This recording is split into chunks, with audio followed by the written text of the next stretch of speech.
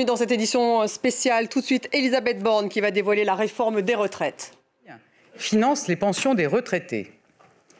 C'est pour le préserver que des majorités de droite comme de gauche ont mené des réformes ces dernières années.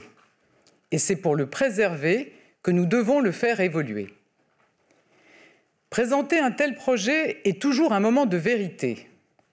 C'est un choix politique essentiel. C'est défendre l'un des fondements de notre modèle social. C'est faire vivre la solidarité entre les générations. Mais cette solidarité repose sur un équilibre.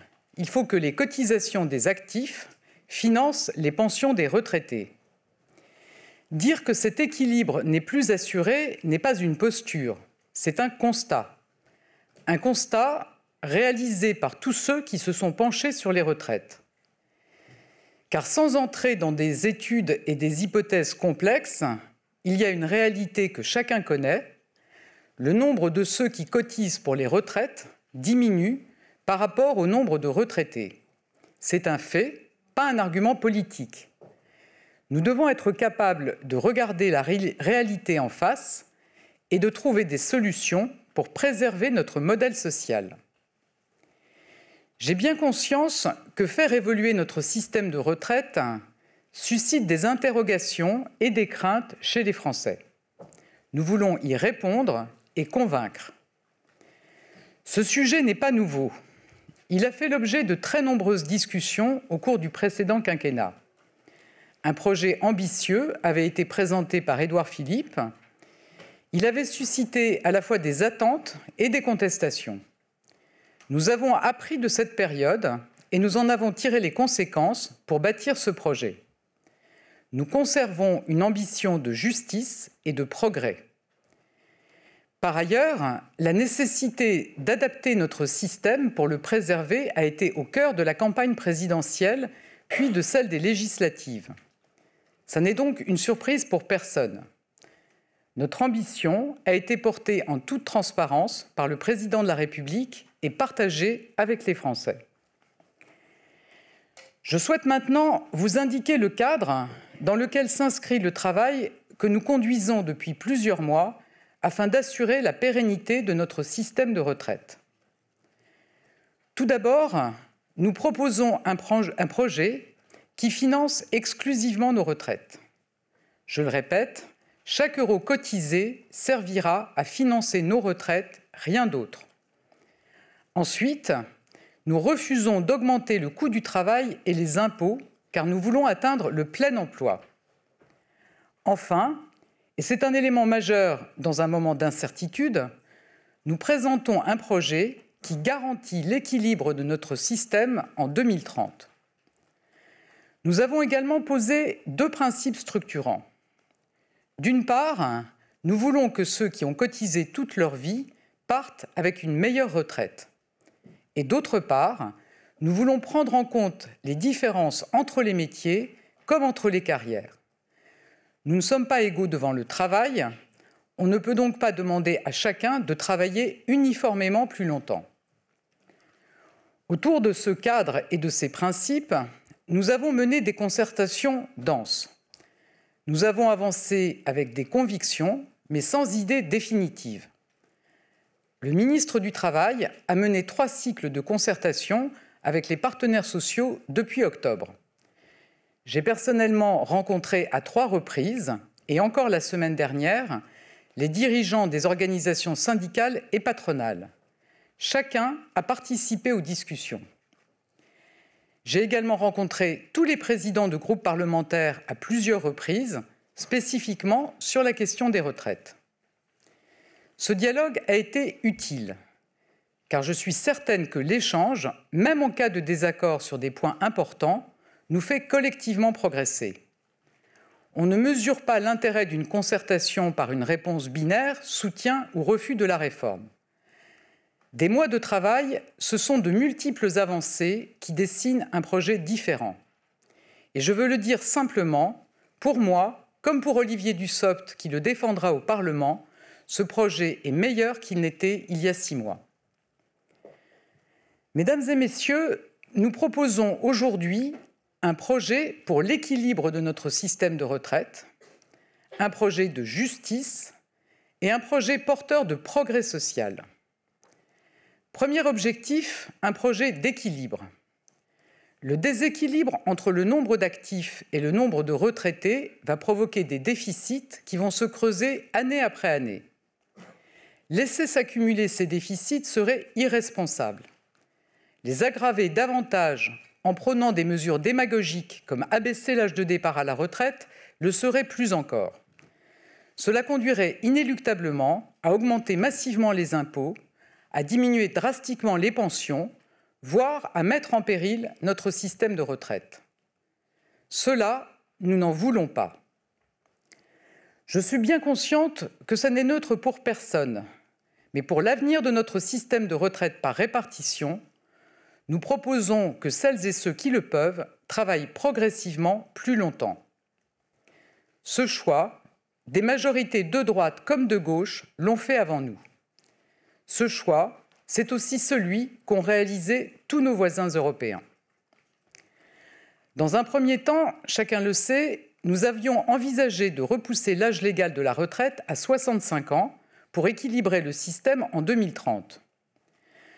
Comme le président de la République et moi avons pu le dire à de nombreuses reprises, ces 65 ans n'ont jamais été une fin en soi.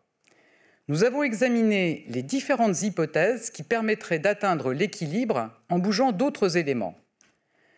Nous avons par ailleurs regardé de près les propositions de chacun, notamment l'amendement voté depuis plusieurs années par le Sénat. En effet, chacun des choix en apparence techniques a des impacts en termes de répartition des contributions ou de justice sociale. Si nous présentons aujourd'hui une proposition différente que celle que nous portions initialement, c'est précisément grâce à ces semaines de dialogue.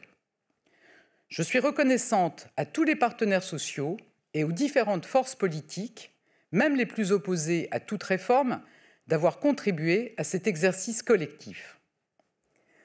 Aussi, à compter du 1er septembre, l'âge légal de départ à la retraite sera relevé progressivement de 3 mois par an pour atteindre 64 ans en 2030. Nous serons donc à 63 ans et 3 mois à la fin du quinquennat. Parallèlement, nous n'irons pas plus loin que les 43 ans de cotisation prévus par la réforme Touraine pour partir avec une retraite à taux plein, mais nous atteindrons cette cible plus vite en passant à un rythme d'1 trimestre par an. Nous serons à 43 ans en 2027. Enfin, nous maintiendrons à 67 ans l'âge auquel les personnes peuvent partir à la retraite sans décote, quelle que soit leur durée de cotisation. C'est essentiel pour celles et ceux qui ont eu une carrière hachée ou incomplète, et je pense ici particulièrement aux femmes. Ce projet est bien universel. Il concernera tous les actifs, salariés, indépendants et fonctionnaires. Travailler plus permettra aux futurs retraités de bénéficier de meilleures pensions. Pour que ce projet soit pleinement équilibré, il faudra que chacun prenne sa part. C'est pourquoi nous demanderons aux employeurs une contribution supplémentaire pour le financement de la retraite. Mais nous refusons qu'elle augmente le coût du travail. C'est pourquoi nous baisserons symétriquement la cotisation des employeurs au régime des accidents du travail et des maladies professionnelles qui est très excédentaire. Et je veux le souligner, avec un âge légal de départ à la retraite qui atteindra 64 ans en 2030 et 43 années de cotisation, l'objectif sera atteint à cet horizon. Notre système par répartition sera alors à l'équilibre. Bruno Le Maire précisera dans quelques instants le cadrage financier de notre projet. Mesdames et messieurs, le deuxième pilier de notre projet, c'est la justice. Car derrière les principes généraux, il y a la situation de millions de travailleurs. Un système juste, c'est permettre à ceux qui ont commencé à travailler tôt de partir plus tôt. Nous allons conserver et améliorer le dispositif dit carrière longue en le rendant plus juste et plus lisible. Nous créerons notamment un niveau intermédiaire pour ceux qui ont commencé à travailler avant 18 ans. En 2030, lorsque l'âge légal de départ à la retraite aura été porté à 64 ans, il restera à 58 ans pour ceux qui ont commencé à travailler très tôt, avant 16 ans. Pour ceux qui ont commencé entre 16 et 18 ans, je pense notamment aux apprentis, la retraite sera possible à partir de 60 ans. Et pour ceux qui ont commencé entre 18 et 20 ans, elle le sera à partir de 62 ans. Nous rendrons le dispositif carrière longue plus juste, notamment pour les femmes. Avant ce projet, les périodes de congé parental n'étaient pas prises en compte dans la durée pour en bénéficier. Cela sera désormais le cas. Ainsi, davantage de Français seront concernés par le dispositif, un Français sur 5 arrivant à la retraite dans les prochaines années. Un système juste, c'est aussi tenir compte de la pénibilité de certains métiers. Nous devons prendre en compte l'usure professionnelle liée aux conditions d'exercice de certains métiers hier et aujourd'hui. Au-delà des facteurs intégrés au compte professionnel de prévention, le C2P, nous devons mieux reconnaître l'impact d'autres contraintes sur la santé des travailleurs, notamment le port de charges lourdes ou les postures pénibles. Pour ces travailleurs, nous allons renforcer le suivi médical, repérer les fragilités et mieux accompagner ces salariés vers des dispositifs de départ anticipé à 62 ans pour raisons de santé. Ensuite, je ne peux pas me résoudre à ce que le travail puisse abîmer tant de nos compatriotes. C'est pour cela que la prévention est au cœur de notre projet. Nous allons créer un fonds d'investissement dans la prévention de l'usure professionnelle doté d'1 milliard d'euros. Nous voulons ensuite réfléchir différemment à l'évolution des carrières et faciliter les reconversions. Ainsi, nous allons améliorer le C2P et permettre qu'il soit utilisé pour des reconversions professionnelles. Ce sont des avancées sociales tout au long de la carrière. Olivier Dussopt y reviendra. Je souhaite préciser que les militaires et les fonctionnaires en catégorie active, comme les policiers ou les sapeurs-pompiers, dont les métiers sont plus dangereux, pourront continuer à partir plus tôt. Ce sera aussi le cas pour les aides-soignantes dans la fonction publique hospitalière. La durée de service permettant de bénéficier d'un départ anticipé, tout comme l'âge d'annulation de la décote, n'évolueront pas. Stanislas Guérini présentera dans un instant les implications de notre projet dans la fonction publique. Un système juste, c'est également prendre en compte les situations de chacun et en particulier les plus fragiles. Un départ à 62 ans à taux plein sera maintenu pour les personnes en invalidité, en incapacité ou en inaptitude. Cela représente 100 000 personnes par an. Par ailleurs, les années passées comme aidant auprès d'un parent âgé ou d'un enfant en situation de handicap seront désormais comptabilisées. Et je veux également que l'on répare une injustice de notre système actuel. Les trimestres que près de 2 millions de nos concitoyens ont passés en travaux d'utilité collective, les TUC des années 80, pourront enfin être pris en compte.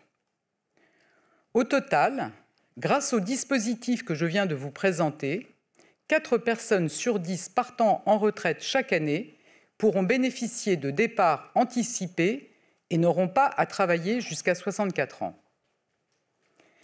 Un système juste, c'est tenir compte, enfin, de l'évolution des professions et faire en sorte que le même métier donne la même retraite. Aussi, nous allons fermer la plupart des régimes spéciaux de retraite existants. Olivier Dussopt y reviendra. C'est une question d'équité. Cette mesure ne s'appliquera qu'aux nouveaux embauchés qui seront désormais affiliés au régime général de retraite. Mesdames et messieurs, troisième pilier, notre projet apportera des progrès sociaux. Une vie de travail doit garantir une retraite digne. Conformément à notre engagement, les salariés et les indépendants, notamment les artisans et les commerçants, qui ont cotisé toute leur vie avec des revenus autour du SMIC, partiront désormais avec une pension de 85% du SMIC net, soit une augmentation de 100 € par mois. C'est près de 1 200 € par mois dès cette année. Au-delà de la majorité présidentielle, lors des concertations, certains groupes parlementaires, je pense aux Républicains, ont insisté sur la nécessité de prendre en compte les retraités actuels.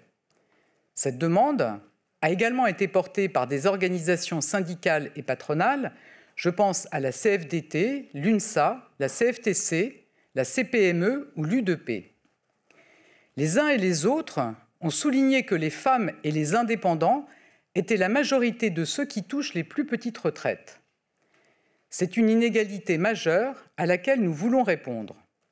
Aussi, avec le président de la République, nous avons décidé d'intégrer dans notre projet la revalorisation des pensions de retraite actuelles pour tous ceux qui ont une carrière complète au niveau du SMIC. Grâce à cette mesure, près de 2 millions de petites retraites vont être augmentées. Ce choix est le fruit de la concertation et notamment des dernières discussions qu'Olivier Dussopt et moi-même avons menées la semaine dernière.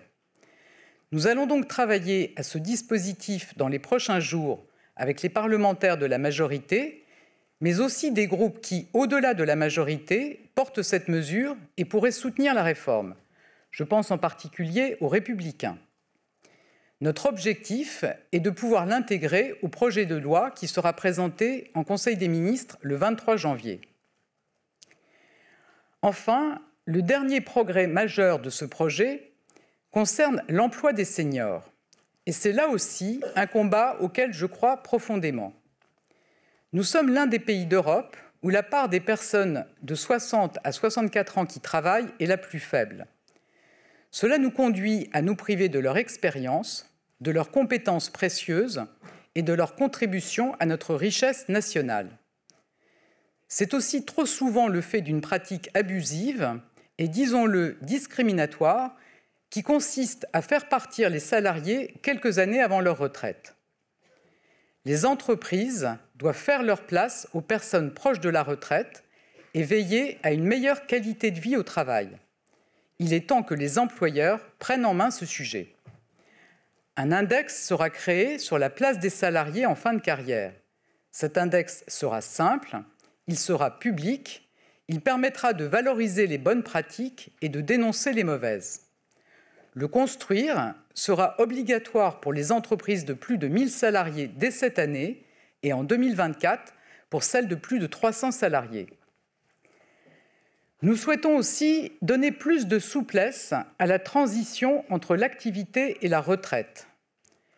Nous allons donc assouplir le dispositif de retraite progressive pour les salariés et l'étendre à la fonction publique.